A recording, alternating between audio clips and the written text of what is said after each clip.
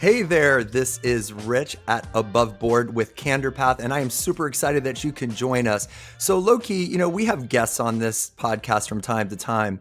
I am probably more excited than I've ever been about the guest we are going to have for you today. This is somebody that I've been following for a while on social media. I have the world famous Jen Hamilton. Let me tell you a little bit about Jen. Jen is a labor and delivery nurse who accidentally found TikTok fame during the pandemic by not being afraid to show her authentic self. Imagine that. She's got over 2.6 trillion followers, and she now travels the country motivating people to be brave enough to be real. Jen, you keeping it real? I guess so. I'm trying to. I love Jen. So if you are not following Jen, you should be. Here's how you do it. I'm just going to tell you right now, and I'll probably tell you again later, and I'll probably tell you in the middle. You follow Jen at _Jen_Hamilton underscore. There's a lot of underscores. Let's I underscore know. that again. So it's _Jen_Hamilton_. That's how you follow her on TikTok. That's how you follow her on Instagram, or you can get in touch with her at hello@jenhamilton.co. It is not .com. It is .co. So .co, right? Yeah, and I really get a lot of people who get confused about that because .com is the main way to go. But yeah, it is .co. But that's how you're keeping it real and being authentic, is because you go your own way. You don't Just care that I everybody don't else is care. .com. Some more things that Jen and I have found out about each other. So Jen and I are both nurses. Mhm, Here's some cool little connections that we found out. So we both have an ER trauma background, mhm. right? Yeah, Both of our spouses, her husband and my wife, are both nurses. But yep. then Jen's a one-upper, and Jen had to one-up me because I'm pretty sure, you tell me if I'm wrong, your mom's a nurse. My mom is a nurse. Yeah, my mom is See, in cardiac. my mom passed about a year and a half ago. Mhm. My mom was not a nurse at all, but she loved nurses, so we at least have that in common. But yes, Jen has got one extra nurse cred that I don't have. So if you are not following Jen on social media, some funny things about Jen. Jen has pet chickens. I only know one. I Ew. know of one because I've seen you with a couple, but I Yes. know one is mayonnaise. Is that Yeah. correct? So, funny story, I never wanted chickens ever in my whole life, and my husband is the one who is wanting the chickens, and I told him absolutely not, and he would rather ask for forgiveness than permission. So one day while I was Mm. at work, he decided to go get some chickens, and we live in the city, so it's like the maximum allowable chicken number is what he got right off the bat, and I was so mad, and I came home, but they were babies, and so I couldn't get Aw. mad. They were so cute. So And so that was who my answer to and you really weren't worried about the chicken enforcement squad to come kick down your no. door and be like, "You have too many chickens." I mean, it doesn't happen Every too once in a often. while, I might think about it like, man, I never know if our neighbors are really ticked off about it, but they're very quiet girls, so So that's we good. And kind of then you get can just away. always give them free eggs or something. Yeah, So, exactly. We've never had any trouble, but yeah, can we I have. ask you Yeah. I wanna ask you the weirdest question. Do you eat chicken? I mean, not your own chickens, but do you eat do you go out and order chicken, or do you feel awkward doing that? 100%, 100%. So the Chick-fil-A app is probably one of my most used apps. I will tell you this though, my son, my 10-year-old, will not, absolutely will not eat chicken at all. Aw. He is so like he loves his chicken so much, so he can't imagine eating chicken. Like he will every once in a while eat something at Chick-fil-A, but it is hard to get this child to eat chicken at all. I think that's adorable. And so I've learned some things from you. I'm gonna tell you three things that I've learned from Jen before I start getting into what Jen's all about, because this is about her. Number one, I've learned from Jen that you can swaddle a chicken. You Again, feel free to go scroll through her social media because there is an example of that. So if anybody is struggling being the good labor and delivery nurse that she is, she offers webinars and yeah, seminars on how man. to swaddle chickens. That was good. The second thing that I learned about you that is also chicken related is that you can order chicken diapers on Amazon, which I disbelieved you. Is that a word? Mhm. Disbelieve? I Yeah, yeah, disbelieved yeah. you. So I Mhm. went on Amazon and I saw that is, you told the truth because you are authentic. And Yes. last but not least, 3 melatonins and 50 milligrams of Benadryl will not allow you to sleep. Are all those things true or false? Are those 3 truths and a lie, 2 truths and a Mostly lie? true. Mostly true. I will tell you that the chicken diaper thing, I did not think that chicken diapers existed either, but we had a chicken that she's very, very fragile, and so we wanted to keep her inside, and then we found out that way. I've since found upgraded from the Amazon diapers. So I found some that are really, really nice. They're expensive, by the way. And then also about the melatonin and stuff. Holy Yeah. moly, when I had COVID, I could not sleep at all. I couldn't Have either when I had COVID. you've had COVID before? I Oh did. my I got a gosh. lot 21 January 2021, and all I remember is that I had a massive headache and I couldn't sleep. I read like 17 books in a week. I literally couldn't sleep. It was horrifying. Yeah, So I get it. I had gone through the whole pandemic, been vaccinated, boosted, all the Mm, things, been mm, up in people's businesses as a labor and mm. delivery nurse with hardcore COVID. Yes. Never got it. Never got it. Flew on a plane and got COVID. And I was masked the whole time. But I was See, so yeah. sick and I could not sleep at all. It was awful. I was nocturnal. Like I could sleep during the day, but I could not sleep at night. So I painted my kitchen. I was doing lots of You, stuff in the you might want to double check and make sure you didn't turn into a vampire. I I mean, might I'm have. just I saying. might have. I've pretty much been able to turn around, but it is true. I might I have. mean, that's how it is. So listen, here's a couple of things that I love about you. First of all, we've talked a little bit. Mhm. I've followed you for a while. I went through my whole thing where I like followed every nurse that I could. Sorry about this. On oh, don't be that's cool. Her Okay. alarm's going off. That's her talk to the rich bee alarm. So Yeah, um, I I love finally it. turned it off. It's all good. It's all good. Don't worry about it. So I follow Jen. And I have for a while, and I know that you have a really cool following. A couple of things that you're passionate about, and in no particular order. I know one for a fact, and I really appreciate this, is you're really big on kind of talking about misinformation, medical Mhm. misinformation. And I know because your level, well, your area of expertise is pretty wide. And of course, for purposes of this podcast, obviously, like I don't know if a lot of people are tuning into this to go, I want to learn about medical Yeah. misinformation, but I love how you said something along the lines, and if I misquote you, I apologize. But you said something along the lines of, do not listen to me or anyone else on the interwebs, learn for yourself. Like you're very good about that. Like you don't try to get up there and be like, I know it all, so y'all should listen to Mhm. me. But it's something that you're passionate about. Like what, Yeah. just briefly, what triggered that for you? Was that pandemic related? Was that just like me? I know as a nurse, I'm just like, one of my friends will say something that I just go, like they say, oh, you should never eat garlic. It makes you bleed to death. And I'm like, Right. well, that's Yeah. not No. entirely true. Yeah. So what was the trigger? What was the motivator for you to even talk about that? So as a labor and delivery nurse, I have a whole different set of misinformation that came kind of separate from the pandemic. I think the pandemic kind of highlighted stuff about how Hmm. quickly Sure. wrong information can travel.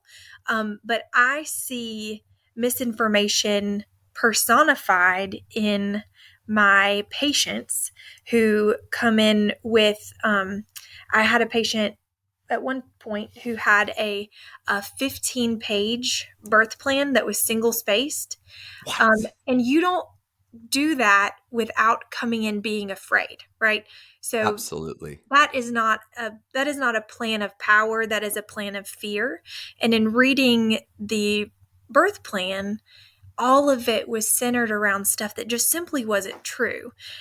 So being online and being on TikTok, I see all these videos from people who are not medical professionals at all, Hmm. who have heard something and ran with it and will spread information like wildfire that does not have anything to do with reality.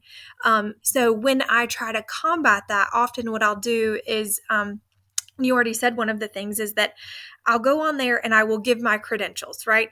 My name is Jen Hamilton. I am RN, BSN, CEN, which is Certified Emergency Nurse, and RNCOB, which is Registered Nurse Certified in Obstetrics.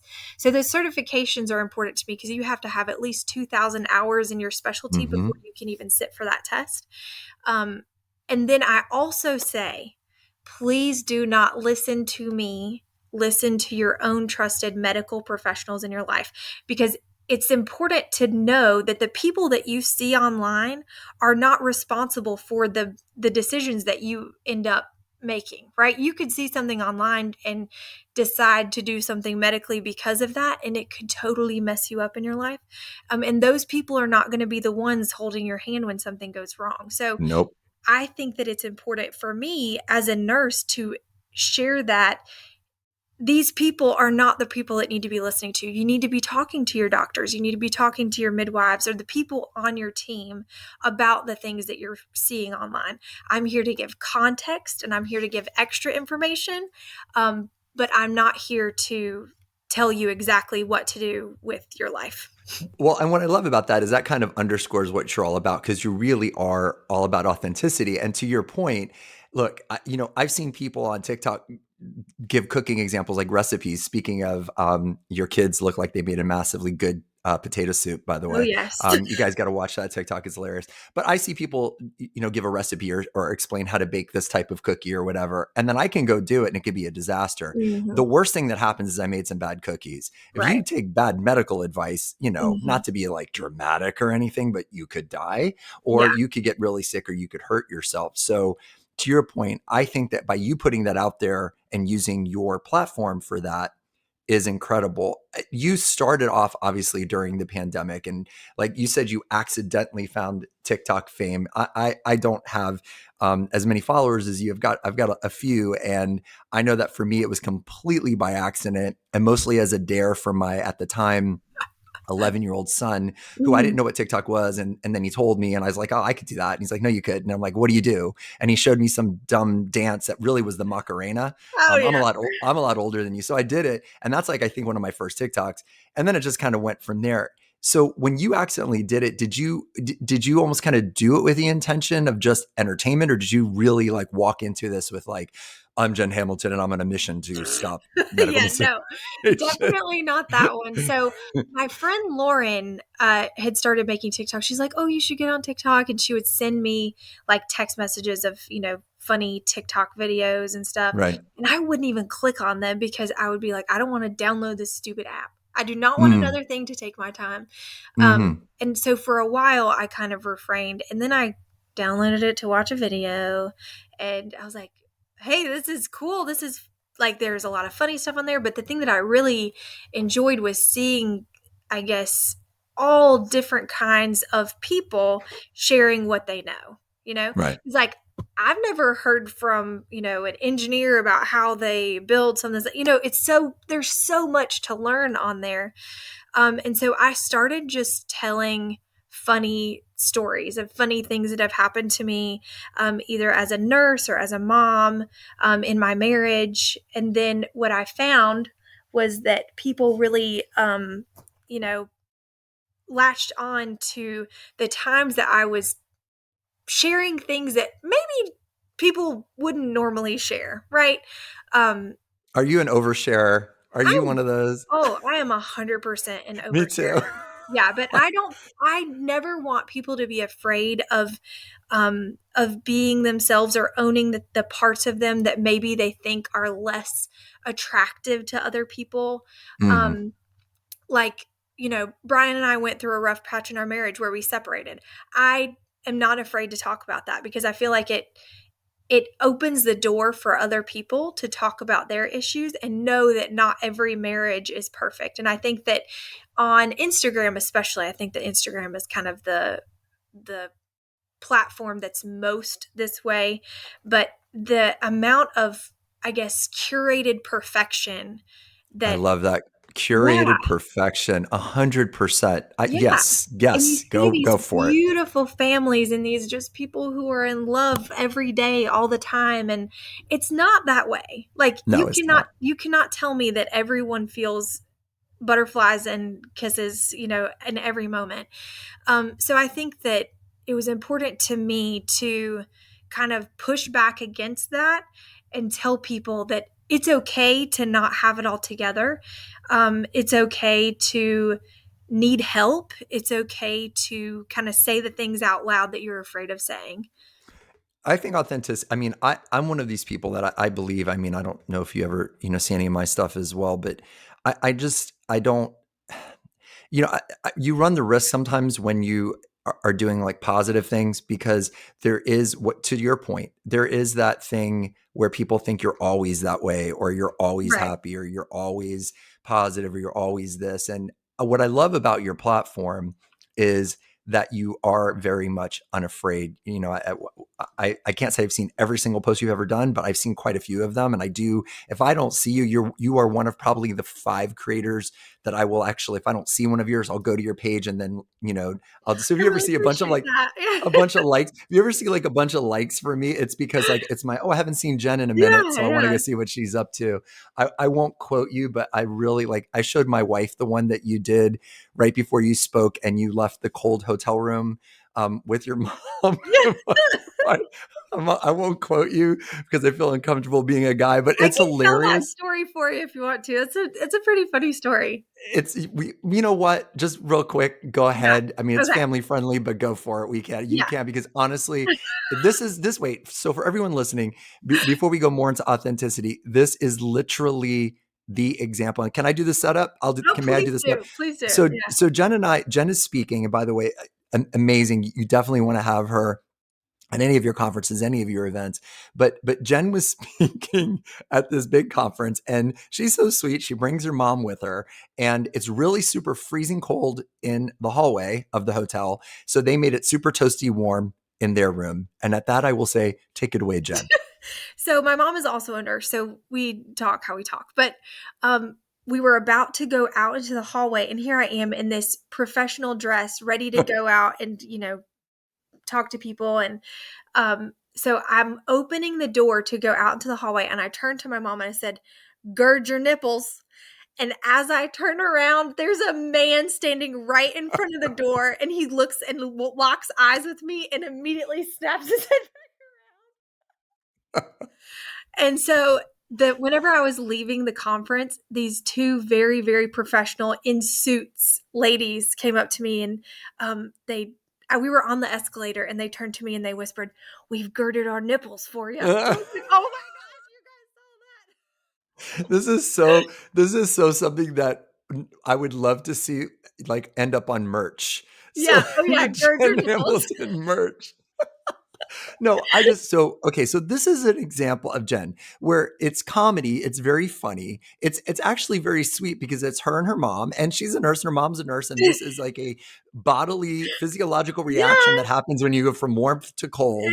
And exactly. so she shares it. This is what you're all about. And what I love about this is I saw something, and it was a quote, and it made me think of you.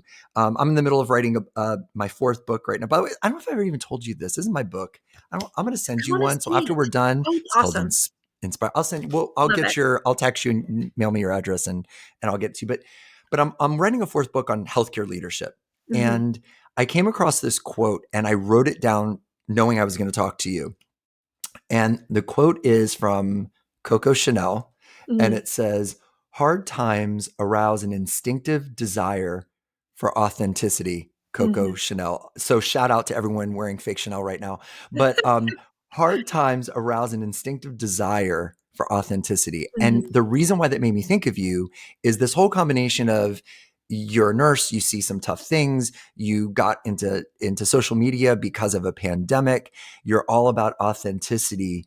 And I love this whole idea that when we are in difficult times, which look, I don't know when in life a person is not in difficult times. Like you said, you and mhm, your husband have gone through some tough stuff. You've seen some tough stuff in your life. But I think that it's almost when things get rough that mhm. we need more of that realness. Does that Oh, quote kind of ring for you? Because it made me absolutely. think of Yep. you. And when you're saying this, it makes me think of one of the things that I am very, very honored to have taken part of just from being on social media is um, I kind of took a chance one day and I decided to talk about something that is taboo to talk about, is not fun to talk about. But I talked about how on labor and delivery, not everybody goes home with a baby. There are some Yeah, very sad very. times that happen on the unit. Because one of the things that I get asked a lot is like, "Oh my gosh, you're a labor and delivery nurse! Like, how amazing! Every day you just must be so happy." It's not always that way.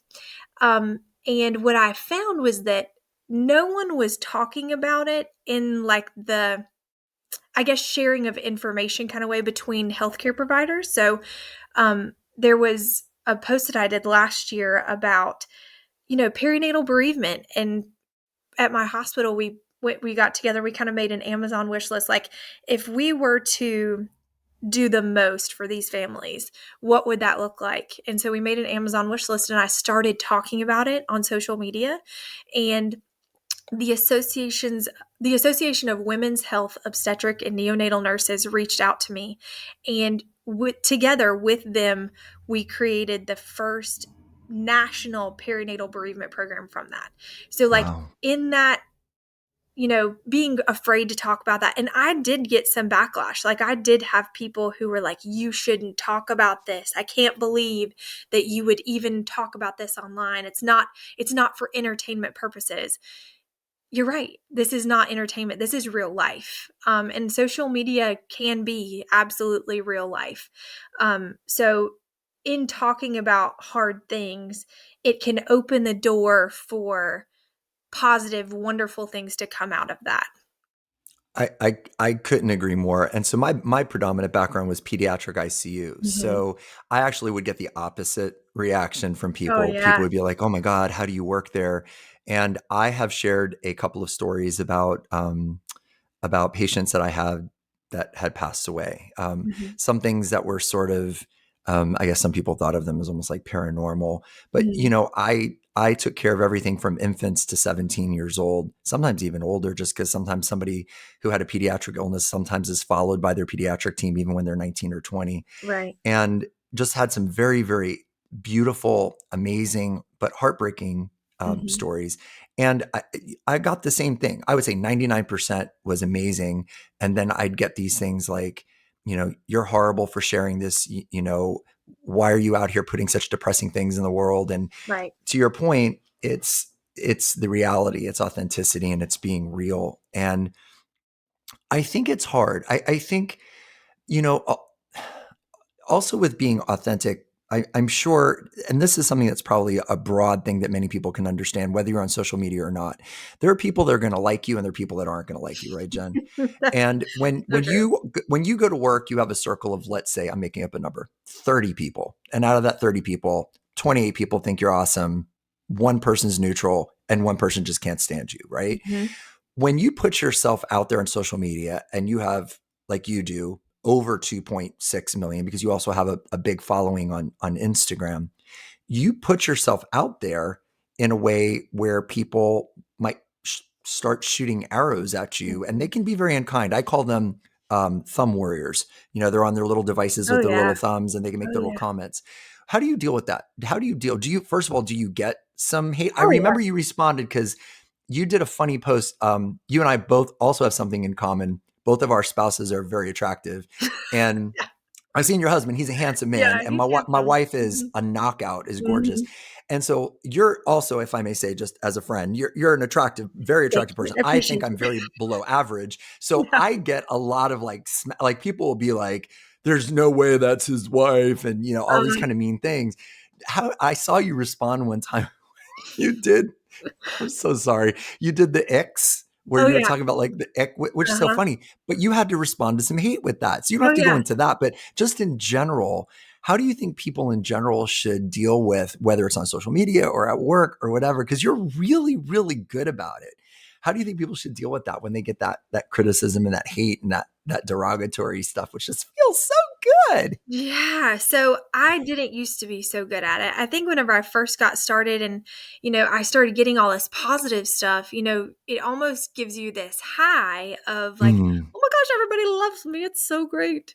And then, but the more that your bubble increases, you are bound to exactly. catch some bad fish, and they are 2.6 million that's people, man. right. It ain't gonna They're be coming in two somewhere. point five million 999,000 love you and only one's Exactly. mad. Exactly. People be big mad about some crazy stuff. And Big so mad.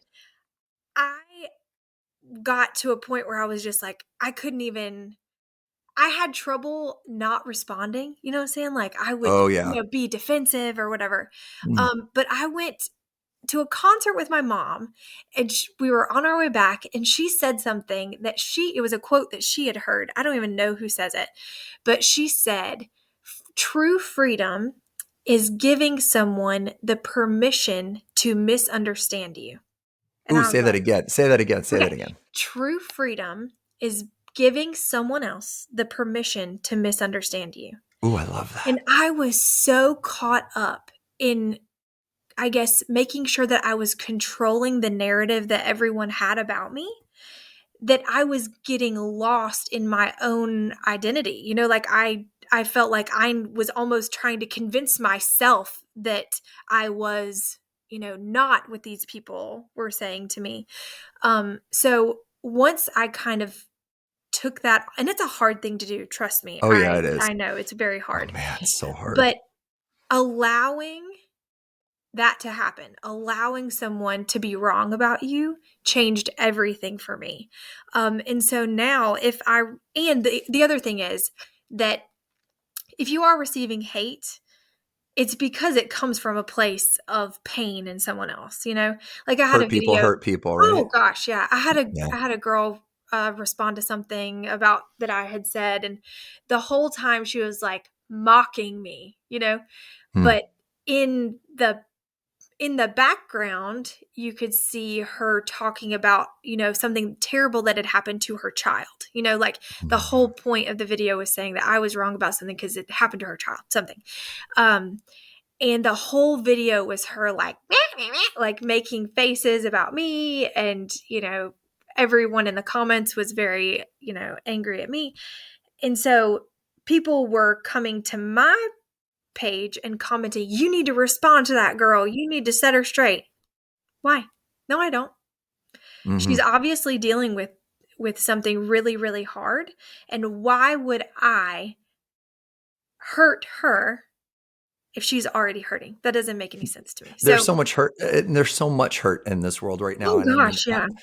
and look, I believe that everybody has the freedom to manage their life and their social media however they want. So this is no judgment on the people because, I've had very little drama on social media. Have you had Yeah. some? You've had a little. I don't know if you've had a Not little. not not very I've had much. Very, very little. I have very, very, very little. And one time, literally in 3 years, I posted something that was about some hate that I had gotten, and it was meant to be more of a like parable kind of, this is how I'm handling it. And it was real significant hate. It was something, Yeah. it was borderline, like somebody was like threatening me, kind of bad, bad, I bad. remember And, that. Yeah. people decided that they knew who this person was. Here's where Mhm. I was guilty. I don't know if you ever do this. The post blew up, but I was busy. And Mhm. so all I did was I started mass liking all the comments, just to be nice. Yeah. Like I want to Mhm. acknowledge them, like, Right. not realizing that I was liking comments where people were saying something about an individual that I Oh, had to yeah. actually do a post and go, it wasn't about this person. I'm sorry. I made a fool of myself. This is me. I own it. I'm authentic. I said I was sorry. Then I took everything down because I didn't want the likes and all that kind of Yeah. stuff. But I've made it kind of a rule, other than that one time where I thought I was being vague, but I made it a rule where, when I get hate, I might respond to it in a funny way, in a Yeah. general way, but I don't post the person's name or comment, to your So true. point, Yeah. because there's so many people that love you that if someone comes at you, there's a bunch of people that want to be in the Jen Hamilton army, Mhm. the hello at jenhamilton.co army, and go and attack them. And you don't want that, because Right. that's not who you are as a person. Right. I'm just sharing that because I kind of can relate a little bit, because I've had those moments where somebody was making fun of me, and then people would jump into my DMs and my comments and be like, you need to set this person straight. You need to read them Yeah. out, and why. And then to your point, you look at some of their content, or look, we're nurses. Okay. So for those of you that aren't nurses, just understand something about nurses. We're different animals altogether. We can Mhm. look at somebody across the room and Assessment. know Yes. assessment. And we have this ability to Yeah. go, she is not right. She's not okay. Mhm. It's not going well, whatever. And I think that's a little bit of our compassion too. Mhm. And that's what I hear from you. You're really speaking about having compassion for the people that are throwing hate at you, really is Yeah. like, that's And how I'm it's interpreting hard. it. Yeah, it's really hard to make that distinction in your head, because you can get mad, you can get, Of course. angry and want to lash out. But I think that especially if you have a following online, you have to be above that. It's a It's responsibility, Yeah, it right? really is. Yep. Yeah. Because we both have the potential to make or break someone's life, honestly. Like, um I can make and I know you probably do too, get requests all the time from people that are like, hey, can you please shout out blah, blah, blah, shout out this, shout out that. And because people know that with the reach that we have, that one post can change something significantly for someone. Share my GoFundMe, share this, share that. But in the same way, on the opposite side, whatever we say about someone can also change their life significantly for the negative. So I think that it's really important to me to kind of make sure that what I'm saying, that I'm really thinking about it. Because sometimes I'll make drafts and I got to let it sit there for a minute. Like, Oh okay, yeah. let me think Well, about it's kind of like that work email where you're like, it starts off with "help me to understand." yeah, Like I always know in any professional setting, listen, if you send anyone an email or leave a voicemail that starts off with "help me to understand," it ain't never going to exactly. be good. No one ever says "help me to understand" and it's followed by "how you're so awesome" or "help me to Right. understand how you managed to be such a beautiful person." It's usually Yeah. "help me to understand how this particular comment was meant to help anybody." So it's Uh-huh. kind of like, those I have drafts too, and Yep. drafts that will never see the light of day. And I get that. Do you think one of the other things that you do so well that I think is connected to this is part of that whole journey of being authentic and helping people to be the real self? You have done some posts and I've watched some of your content. And what I get from it is you're almost kind of, and it's really neat what your mom said. I really love that quote. And when I listen back to this later, I'm going to write it down because it's really, really cool. But I, I, I love how you sort of give people permission to be themselves because there is that stress to be perfect. Mhm. You do it maybe in the mom world Mhm. in some ways because that's maybe a little bit of your niche. But I can relate to that. As a dad or as a person or as a friend or as a significant other or as a nurse or as whatever, as a speaker. Mhm. You want this perfection. You get scores as a speaker. You'll get Yeah. an audience score Mhm. and you'll get comments and you'll be like, Jen was awesome. Jen was great. Jen was the best. Jen was the best we've ever had. We love Jen. This was a waste of my time. Mhm. What? So Yep. you always have to understand not to let anybody's words, as you said, make you or break you. But something that you do really well is you've done posts where you're like, I'm not quoting you exactly, but you'll say something like, yes, there are times that I send my kid, in his lunchbox, some Yeah. Skippy snacks and, Uh-huh. whatever. It's okay. It's okay if I put Yep. my hair up in a bun. Not me, Mhm. obviously, but you do that. Where does that come from? Like who is what is the Jen that feels so compelled to let people know it's okay to not be perfect? What happened? Who hurt you, What Jen? who No, hurt what happened to you? Seriously though, I want Yeah. to know that. So, I think that it evolved over time, because I had a great childhood. Everything was awesome. I have amazing parents. But that foundation of, I guess, emotional stability, I think came from my parents and being able to talk about things and stuff that was hard. But then during college and stuff, whenever I'm trying to figure out things on my own, um, what had happened was I went to a very, very conservative Christian college, very Mhm, conservative, Liberty University. mhm, And that's where my husband and I got together. So I, and this may be oversharing, but Brian and I got together and very quickly found out that we were expecting. mhm. And when you're at this very conservative Christian college, there was a lot of shame And and judgment. judgment. And, Mhm. because I went from um, nothing to pregnant, if you get what I'm saying. Yeah. So I dealt with a lot of people who just completely didn't want anything to do with me anymore. Um, Shamed me, were mean to me. Like I could not believe, and I felt like the pregnancy at that point was something to not be celebrated. Like Mm, yes, we were in love. No, we were not. We're not married. I had found out that I was pregnant 2 weeks before graduating, right? So I kept my mouth shut for the Liberty people, but graduated, already had a job lined up. Like I was in a good place. right. So going through that and feeling like I couldn't share things about me for fear of being shamed, I never wanted anyone else who was around me to feel that way, I guess, if Wow. they were dealing with the same thing. So this period of feeling alone and rejected kind of changed things for me in a way that, like, if I have, for instance, a patient who is feeling the same way about their pregnancy, maybe they're, a minor, or, they're coming in, or maybe their relationship isn't the greatest and no one's supporting them. I want them to know that it's okay to feel the way that you're feeling, and it's okay to have mixed feelings, right? Two things can exist at the same time. You can be excited about something and feel really scared about something at the same time. So Of course.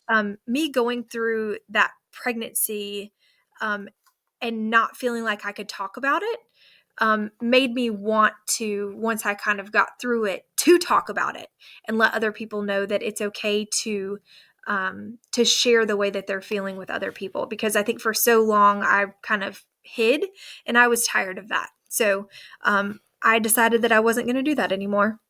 I think what's beautiful about that is so often in life, I'm fond of saying that on the other side of the pain, on the other side of pain is growth. Mm-hmm. And, when we've been thrown these challenges in our lives, man, I've had a few. So my situation was probably in some ways like my upbringing was maybe a little bit different than yours. Mm-hmm. And I had a really, really tough upbringing. It's really, really horrible. Like the worst of the worst things happened when I Mm-hmm. was a kid. And it was interesting. When I was in nursing school, I said I never wanted to work in pediatrics and I never wanted to work in ICU. Those were the two areas Yeah. and I ended up like 10 years in pediatric ICU. And it was interesting when I was talking to a therapist one time, she said to me something that was life changing. And she said, "Why do you think you ended up in PICU?" And I was like, "Oh, it was this situation." So I'm giving her the like literal. She Mm-hmm. goes, "No, you ended up in PICU because you're trying to heal the child that you were. You are trying to Wow. be for these children." I get emotional Yeah. talking about this, Yeah. but I have you're trying to goosebumps. be for these children the person that you wanted to be Yeah. for you when Yeah. you were abused and alone and all this kind Mm-hmm. of stuff. And we always talk about post traumatic stress, but something that's Mm-hmm. very powerful is post traumatic growth. Mm. And this example you gave, which is so probably so relatable to so many women in our audience, but to anybody that's ever been shamed or told they were less than, or because of whatever reason, you could have been a really bitter person, Right. or you could have done what a lot of people do when they're shamed, and then you kind of hide it, and then you Mm-hmm. turn around and you start doing it. And that's what a lot Yeah. of people do. They're bullied and they end up being bullies. They're Yep. abused, they end up being abusers. So what I think is really beautiful about that is, first of all, again, to your authenticity, but that you took this experience, which was horrible, and people treated you horribly. And it was probably some people that thought you were close to. Oh yeah. You probably were Oh like, yeah. man, this was my best girlfriend, and Yep. she's gonna like turn her nose up at me. And I Mm-hmm. know about her too. You know what I mean? But you were able to kind of take this and be compassionate with it. Do you like Brene Brown? I love Brene Brown. Okay, this is also for you. Listen to this. It's hard to practice compassion when we're struggling with our authenticity or when our own worthiness is off balance. Ooh, Brene Brown. Do that you know is her first so name's good. really Cassandra? Really? I did not know Her that. first name is Cassandra. I saw that on Wiki. I was like, what? I mean, who gets two cool names? You get to be Yeah. Cassandra and Brene. That's pretty cool. Yeah. But what I love about this, shout out to Brene, um, you just said that. You were practicing your own authenticity. It allowed you to be compassionate because you decided to be so real in this moment and in this pain and this experience, that out of that difficulty, your authenticity compelled you to Mm. be compassionate. Because if we are not being authentic, it is difficult to be compassionate, Right. right? I mean, Yep. think about that person that was coming at you. God bless her. Bless her heart, as y'all in the South say, right? Yeah, that's exactly right. She had this tough thing happen to her in her life, but then she decided to deal with this pain or this struggle by attacking you. Mm-hmm. And she's struggling with maybe dealing with it and being authentic with it. So it's harder for her to have that compassion. you did that. Do you find that from that experience in general, do you find that you're do you see yourself as a compassionate person? I mean, I do, but do you see yourself as a compassionate person? I think that it's my main goal in life, honestly, is to be a compassionate person. So, um, the main way that I like to exercise that, I guess, is as a nurse. And whenever I walk into work, even if, I'm tired, I'm whatever, um, I go in with compassion as my goal. So I can have patients who are angry, who are hurting, who are, and I know that I need to kind of morph myself into whatever they need for that moment. And I think that compassion is the way that I do that. And do you think that people, whether they're in financial advisors or lawyers or postal workers or baristas or grocery clerks or ninjas or professional football players or Oscar award winning actors and actresses, do you think that there's a way that they can do that too? In other words, that they can show up with compassion. What do you think if somebody came up to you and said, I want to be more like you, Jen, in the sense that I want to have in my mind, a mindset of compassion. Is there a trick to it? Is there an exercise? Is there a thing that you do? Is there something you say to yourself that anyone can use? Like all of those people that I just listed, whether, you're Angelina Jolie or you're, Beatrice that drops off my mail every day and I say hi to. What do you do? What's the way to dial into that compassion and that authenticity? I think that for me, and I don't know if how many people are familiar with this, but for me, I had a kind of like a journey of self discovery where I really got into the Enneagram. You familiar with Enneagram? Yes, very familiar. I Know love it, the know it well. Enneagram. Yeah. So I had to first understand why I do the things that I do, whether it's good or bad, right? Why do I feel the need to, so I'm a type 2 for those that follow the Enneagram. And a type 2 is someone who um, shows love by doing things for other people. And if we Mm-hmm. aren't doing things for other people, we kind of feel worthless or lost. And our Mm-hmm. biggest fear is not to be loved. So for me to understand the motivations behind the reasons that I do the things that I do, um, that helps me to uh, I guess, see other people in the same way, that we all have motivations that we may not even be conscious of. So I think that being able to hone in on that had to start with me knowing who I am as a person. And I don't feel like I truly loved or appreciated myself until I did that. I dealt with a lot of insecurity about who I am as a person, and um, authenticity, yes, helped me do that, but part of being authentic was knowing what I was being authentic about. Like, Yeah. what am I? Who am I? Um, so I don't think I You, could be authentic until I actually knew who I was. I saw something and I want to say it was a author named John Gordon that said this. So I apologize if I'm not crediting appropriately. But what you're talking about is your essence, who you Mhm. are. Mhm. I use that word essence, like the essence of who you are. And he said something along the lines of appearance is temporary, essence is eternal. So And true. it struck me because to your many points that you've made, what you see on Instagram or this perfect family or the pose that you do on the vacation, like I did on my Mhm. Instagram with my wife at the pool, it's like Yeah. this, you could think this is, that's temporary. Like we were Mhm. there for about, 6 nights and now we're back to like, Mhm. the dog just threw up and, you got to clean it up. It's Yep. like life. But the essence of who you are is what we leave, right? I mean, that's what people are going to remember. People see you speak, and that audience of people, they're probably from their 20s to their 70s. At some point, none of them are going to be on this earth anymore, Mhm. and then who's going to remember what you said? But it's eternal because what the impact that you had on them with one thing or one joke or one idea, or for your patients, a way that they can remember you. Sometimes I'm sure you've had this happen to you. I know I would be willing to bet you, and if I'm wrong, I will send you a $20 Chick-fil-A gift card. You have been out in the world and a woman or a person has walked up to you and said, "You were my nurse." And you did not remember this person, but they remembered you Yeah. because they remember, and then they told you a story. Mhm. And the story was what you did to take away their anxiety, Mhm. what you did to make them feel better.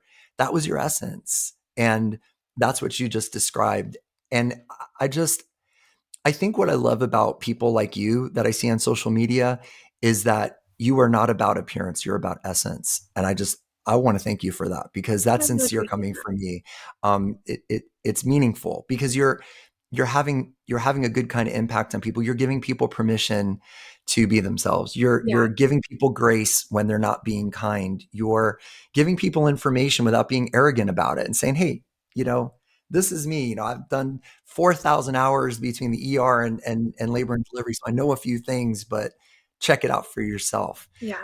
Is that how you want to be remembered? Do you want to be remembered that way? I want to leave this world better than I found it, and not in the way of like, oh, plant a tree, but I want to leave people more at peace than the way that I Mhm. found them, less anxiety than when I found them, and more able to be themselves than I found them. Well, the beauty of that about you, and I'm going to share this with our audience. Sometimes you look at social media influencers or people that are on TikTok or Instagram, and we're a combination of things, right? We're either entertainers or we're trying to be motivators or clowns or sharing information or whatever it is. But to your point about making that difference, I'm going to share something that where you did, and it was significant. You shared on your social media platform about a young lady named Sammy that you followed for a very long period of time. Sammy's story was that she was a young lady who had cancer, I believe, from the time she was a couple of years old, all the way through her young years. And you did a video of your chicken purring, which is adorable. And Sammy duetted that video and shared that in all that she was going through, her illness and her pain and her suffering, that it brought her peace and gave her a break from what she was going through. And then it ends up that that was the last social media post that Sammy did because Sammy passed away and left this world. And your authenticity in sharing that was a message to everybody that never to underestimate the difference that you can make and to understand that there could be some small thing, some little thing that you do that has an impact on someone. We never know what somebody is going through. We never know the journey that somebody's on. Everybody is fighting a battle that we are unaware of, and sometimes, folks, people are losing that battle, and we may not know that. And the fact that that was Sammy's last video for you, first of all, I know from watching your response to it, it touched your heart. I know the nurse in you that hit hard, Yeah. but it was also probably in a very sad way something that was also beautiful because that had to be, you had to see the sign in that, you had to see the message and what that was communicating to you. Yeah. I think that, you know, often I don't see the posts that I do as anything other than like, oh, this is just, what's happening in my life at that moment. Um, and to see Sammy's post, it really brought things into perspective that the things that I do can matter, and that was such a silly video, like I never planned it. I never, said, oh, tomorrow I'm going to make this video about my chicken. It was just something that was happening in that moment. I was like, oh, my chicken is purring. Let me, make a video of it. So, um, yeah. And I had been following Sammy for a while and I didn't know that she was following me at all. And so whenever I got tagged in that video and I saw, cause whenever I first started following her, what struck me was how, uh, well she looked, right? Like she looked great. She had all her hair. She didn't, look like she was sick, but so quickly So quick. things turned for her. And in that last post, ooh, I feel emotional. In that last post, to see how sick that she looked and she felt, and that she had the energy just to say that made her day better. I was so touched that she would do that. And to see her husband, his next post, say that she had passed, I was just absolutely devastated. But yeah, you never know the impact that you have on other people, even whenever it's just something that is silly or something that you may not think is something that is very significant. We're all put on this earth, I believe, for a reason. And I believe, especially folks like you, and I believe that people in healthcare do what they do for a big reason. And I think no matter what a person does, if they tap into their big reason, they tap into their So why, true. their purpose, that life becomes so much more meaningful. It becomes more meaningful in every way. And I just wanted to acknowledge that, because when you said you just want to leave this world a little bit better of a place, things like that moment are a legacy for you. And that moment obviously is important to you, but it's an important lesson for all of us, that you never know what little thing you do or little thing you say, some comment, a smile, a thank you card, a whatever, a Yeah. funny TikTok post can make a difference. So I just wanted to thank you for that. I And really Jen, appreciate that. of course, and sincerely, I want to thank you for making the time to be a part of our podcast. As I said, if you want to follow the amazing and talented and very funny and very authentic Jen Hamilton, you follow her on TikTok and Instagram @_Jen_Hamilton_, because you can never have too many underscores. You can reach out to her if you want to bring her in to speak at gigantic conferences where people absolutely love her, at hello@jenhamilton.co, Yes, not .com, not .com. .co. Yep. And Jen, I also have a speaking form that they can fill out on my website, jenhamilton.co. so at jenhamilton.co. Is that Mhm. not hello? Just that's Not hello. It's just the website. The .co Oh, is the there's a website. lot. You have a lot going I on. I know, so love many that. things, So so at many things. jenhamilton.co, not .com, Right. there is, if you want her to come out and speak, that's how you get in touch with her. Jen, did you scale of 1 to I 10? Did you love like it. this? Did you Well, love it? yes, absolutely. And you want to know why? Because it just Why? feels like we're just having a conversation as friends. That's how it feels. And you We got to are. have a front row seat to, I know people listening to this on audio cannot see, but I've had cats that have They ripped hate that picture. They hate they've that picture ripped behind my you. kids' artwork off the wall. And then Jen's been also, having these two cats crawl all over and literally tear this and I'm artwork trying off to the wall. throw them off of me. And also in being authentic, you see this picture right here behind me? I do. I don't know who drew that because it wasn't my kids. Uh, but I did hang it up on the wall. I found it in my house, and my kid said, "Who drew that?" And I left it So on. It's been up you there for just like a year and a half. I have no you idea. were just so moved by this random So artwork you moved. found in your That's house like that a it was cow or something. Yeah. I can't tell. I'm not sure. But Jen Hamilton, I want to thank you for being a Thank part of you the so Above much. Board with Yeah. Candor Path podcast. And it's been such a pleasure getting to know you. And I hope we will continue to connect on social media and Absolutely. otherwise. But I wish you, mayonnaise, your whole family, your boys, your amazing husband, all the best. Jen, thank you so Thank much. you. I'm Thank so you grateful so you're much, here. Rich. Thank you. You're welcome. So thank you to everybody for being with us here at Above Board with Candor Path. Until the next podcast, please make sure you share and like and do all the things, and make sure you follow Jen Hamilton because you will not be sorry. You guys have an awesome day.